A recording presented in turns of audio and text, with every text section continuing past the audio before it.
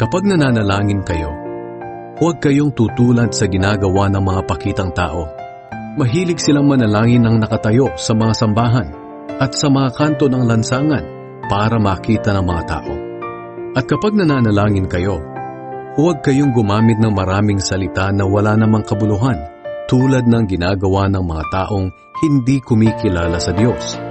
Akala nila ay sasagutin sila ng Diyos kung mahaba ang kanilang panalangin. Huwag niyo silang gayahin dahil alam na ng inyong Ama kung ano ang kailangan ninyo bago pa man ninyo ito hingin sa Kanya.